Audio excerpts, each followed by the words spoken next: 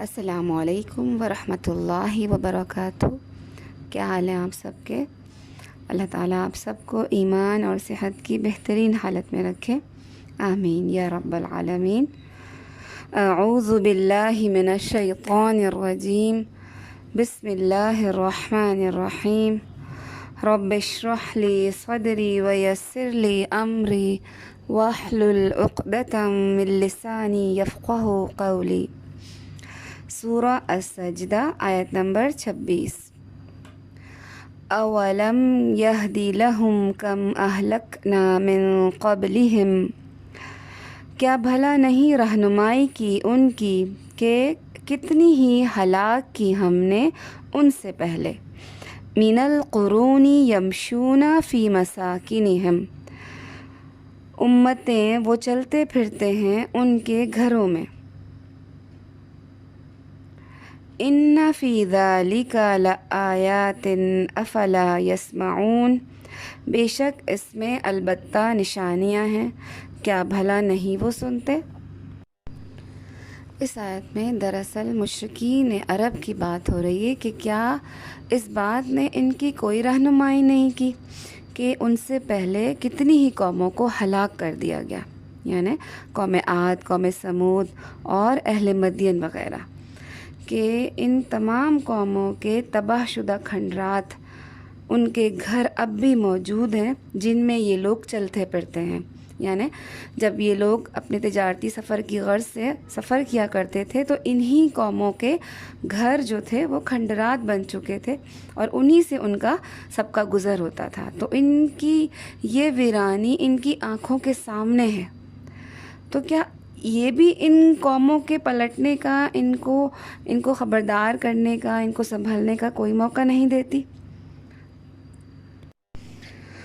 اور آپ دیکھیں کہ ان آیات میں، خاص طور پہ اس آیت میں، کیا چیز ہے جو انسان کو اللہ کی طرف آنے سے، انسان کو بدلنے سے روکتی ہے۔ انسان یعنی ہم سب اگر اپنا جائزہ لیں تو آپ دیکھیں کہ دین سیکھنے میں، دین کو سکھانے میں سب سے بڑی رکاوٹ کیا ہوتی ہے؟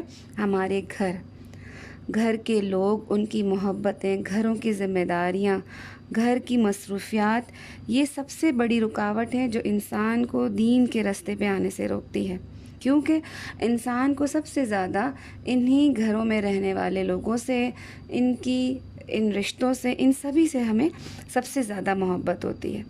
جب باہر کی مخالفت ہو تو وہ اتنی زیادہ آپ کو نہیں روکتی جتنی گھر کی تکلیفیں، گھر کی رکاوٹیں انسان کو اس راستے میں آنے سے روکتی ہے۔ اور کچھ یہ محبتیں ہوتی بھی ایسی ہیں کہ انسان ان کے بغیر زندگی نہیں گزار سکتا۔ اب اللہ تعالیٰ کیا فرما رہے ہیں کہ کیا انہوں نے نہیں دیکھا کہ پہلی کتنی ہی بستیاں اور قومیں تباہ ہو گئیں؟ اب ان کے گھر دیکھو جن کی خاطر انہوں نے دنیا کو اہمیت دی، اب ان کے گھر کھنڈرات بن چکے ہیں اور ان گھروں میں رہنے والے اب کہاں ہیں؟ یعنی کہ وہ سب اب چلے گئے، وہ سب اب دنیا میں نہیں۔ تو جن گھروں کے پیچھے، جن گھروں کی محبتوں کے پیچھے انسان اپنے رب کو ناراض کرتا ہے، اپنے دنیا میں آنے کے مقصد کو بھولتا ہے، وہ گھر ان کو ہمیشہ نہیں روک سکتے۔ یعنی انسان یہ سوچے کہ یہ گھر، یہ ان کے ساتھ ہمیشہ نہیں رہیں گے، یہ زندگی انسان کے پاس ہمیشہ نہیں رہے گی، تو پھر کیوں نہ ہم اس گھر کی تیاری کریں جس گھر میں ہم ہمیشہ رہیں گے، یعنی ہمارے آخرت کا گھر۔ یہ دنیا کے گھر ہمارے ساتھ ہمیشہ نہیں رہیں گے۔ کیا ہے؟ ان فی ذلک لآیات، یعنی اس میں بہت نشانیاں ہیں۔ اپنے بزرگوں سے بھی یہ ان کے بارے میں سنتے ہیں تو کیا یہ کوئی سبق حاصل نہیں کرتے؟ اور آیت کے آخر میں کیا ہے؟ افلا یسمعون، کیا یہ لوگ نہیں سنتے؟ اگر یہ سن لیتے تو ان کا یہ حال نہ ہوتا، اگر یہ توجہ دے دیتے تو ان کا یہ انجام نہ ہوتا۔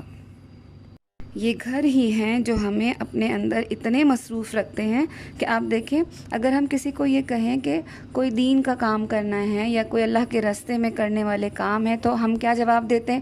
ہمارے پاس وقت نہیں ہے، مصروف ہے۔ لیکن اگر دنیا کے کام ہوں، ان گھروں کے متعلق کوئی وقت دینا ہو، کام کرنا ہو، تو ہم کسی نہ کسی طرح کھینچ تان کے کہیں سے وقت نکال لیتے ہیں، جبکہ انسان سوچے کہ یہ گھر ہمارے ساتھ ہمیشہ نہیں رہیں گے۔ اسی لیے اس آیت میں خاص طور پر کیا بتایا گیا؟ یمشون فی مساکنہم، یعنی انسان کی توجہ ان گھروں کی طرف دلائی گئی کہ یہ گھر دیکھو، اس کی خاطر اپنے آخرت کے گھر کو نہ برباد کرو۔ لہٰذا اس آیت سے ہمیں یہ سبق ہوتا ہے کہ دنیا کے گھروں کو وقت دینا ہے، توجہ دینی ہے، یہ نہیں کہ اب بالکل انسان بے پرواہ ہو جائے۔ گھروں کو وقت بھی دینا ہے، ان کا خیال بھی رکھنا ہے، لیکن کتنا جتنا ان کا حق ہے۔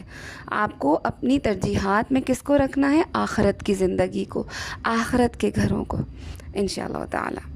آیت نمبر 27، اولم یروا انا نسوق الماء الى الارض الجرز، کیا بھلا نہیں انہوں نے دیکھا کہ بے شک ہم چلاتے ہیں پانی کو زمین کی طرف جب وہ بنجر ہو جاتی ہے، فنخرج به زرعا، پھر ہم نکالتے ہیں اس کے ساتھ کھیتی کو، پانی کے ساتھ، تأکل منہ انعامہم وانفسہم، اس سے پھر کھاتے ہیں ان کے مویشی بھی اور وہ خود بھی، یعنی جو زمین سے سبزہ نکلتا ہے، جو نباتات اگتی ہیں، پھر انسان خود بھی ان سے کھاتا ہے اور اس کے مویشی بھی۔ افلا یبصرون، کیا بھلا نہیں وہ دیکھتے؟ اب ہم اس آیت میں دیکھیں کہ اللہ تعالیٰ کس کی طرف توجہ دلا رہے ہیں۔ آیت میں کیا ہے؟ الی الارض الجرز۔ اب یہ جو جرز ہے یہ وہ زمین ہے بنجر جو زرخیز تو ہے لیکن پانی نہ ہونے کی وجہ سے بنجر ہو گئی ہو، یا پھر مویشی وغیرہ نے کھا کر اس کو بنجر کر دیا ہو۔ تو اب اللہ تعالیٰ اس آیت سے لوگوں کی توجہ کس طرف دلا رہے ہیں کہ کیا ان لوگوں نے دیکھا نہیں اپنی آنکھوں سے کہ یہ بنجر جو زمین ہے، جب اللہ تعالیٰ کی رحمت بارش برستی ہے تو یہ زمین پھر سرسبز ہو جاتی ہے، اور اسی زمین سے جو کھیتی سبزہ اگتا ہے پھر یہ لوگ خود بھی اس سے کھاتے ہیں اور ان کے چوپائے بھی۔ اب اسی طرح آپ دیکھیں کہ ایک بنجر زمین کی بات ہو رہی ہے کہ جب اللہ تعالیٰ کی رحمت بارش برستی ہے تو یہ زمین پھر سے سبزہ اگا جاتی ہے۔ اسی طرح دل کی زمین جو ہے اس کے لیے کیا چیز سبزے کا سبب بنتی ہے؟ اللہ کی کتاب، اللہ کی کتاب قرآن پاک، جو انسان کے دل کو سرسبز کرتی ہے۔ یعنی انسان کا دل کس چیز سے سرسبز ہوتا ہے؟ اللہ کی کتاب سے، اس کے ساتھ جڑنے سے۔ یہ انسان کو مایوسی اور پریشانیوں سے دور کرتی ہے۔ یعنی جس طرح زمین سرسبز ہوتی ہے اللہ کے پانی سے، اسی طرح انسان کا دل سرسبز ہوتا ہے قرآن کی تعلیم سے۔ جس طرح بنجر زمین سے انسان کو کبھی مایوس نہیں ہونا چاہیے، اس پہ محنت کرتے رہنا چاہیے، اسی طرح اگر کسی انسان کا دل قرآن سے اور اللہ کی محبت سے دور ہے تو اس میں بھی ہمیں کبھی مایوس نہیں ہونا چاہیے۔ جتنی ہم کوشش کر سکتے ہیں اس کو اللہ کی کتاب سے جوڑنے سے ہمیں اپنی کوشش ضرور کرنی چاہیے، کیونکہ قرآن کی تعلیم ایسی ہے کہ ایک نہ ایک دن انسان اللہ کی طرف جڑ جاتا ہے۔ تو اس آیت میں بہت زبردست ایک طرح سے امید دلائی گئی ہے کہ کسی بھی چیز سے انسان کو مایوس نہیں ہونا چاہیے، کیونکہ جب اللہ تعالیٰ کسی پر اپنی رحمت کرتے ہیں تو اللہ تعالیٰ نے تو صرف کلمہ کن کو کہنا ہوتا ہے، اور پھر اللہ کی رحمت سے، اللہ کے فضل سے وہ چیز دوبارہ سے دوسروں کے فائدہ کے بن جاتی ہے۔ یعنی جس طرح سے زمین جب بنجر ہوتی ہے تو اس سے کوئی فائدہ نہیں اٹھا سکتا، اس میں کوئی خیر نہیں ہوتی، اسی طرح جب انسان کا دل اللہ کی کتاب، اس کی تعلیمات سے دور ہوتا ہے تو اس میں کوئی خیر نہیں ہوتی۔ لیکن جیسے ہی وہ قرآن پاک سے، اللہ کے دین سے جڑتا ہے تو اس کا دل اور وہ خود دوسروں کے لیے بے پناہ خیر کا سبب بنتا ہے۔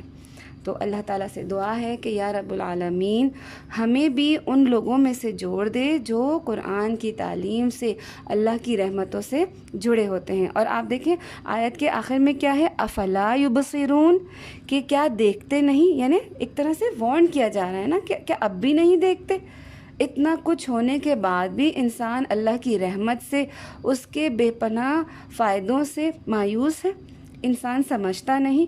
اور آپ دیکھیں اکثر آیات کے آخر میں ہم یہ چیز دیکھتے ہیں، افلا یسمعون، افلا یعقلون، افلا یبصرون، کہ اللہ تعالیٰ مثالوں سے دنیا کو، لوگوں کو سمجھا رہے ہوتے ہیں کہ لوگ اب بھی سمجھ جائیں. کیوں کہ دیکھیں یہ دنیا جب تک ہے، جب تک ہماری سانس ہے، ہمارے پاس پلٹنے کا، خیر کو لینے کا وقت ہے. جب انسان سے یہ سانس، یہ جسم دور، تو پھر ساری مہلت ختم. صرف مہلت کب تک ہے؟ جب تک ہمارے پاس یہ زندگی کی نعمت ہے. تو اللہ تعالیٰ ہمیں، مجھے، آپ کو، ہم سب کو اس زندگی کی نعمت سے بے پناہ فائدے اٹھانے کی توفیق دے. آمین یا رب العالمین. سبحانک اللہم و بحمدک، اشہد ان لا الہ الا انت، استغفرک و اتوب الیک. السلام علیکم ورحمۃ اللہ وبرکاتہ.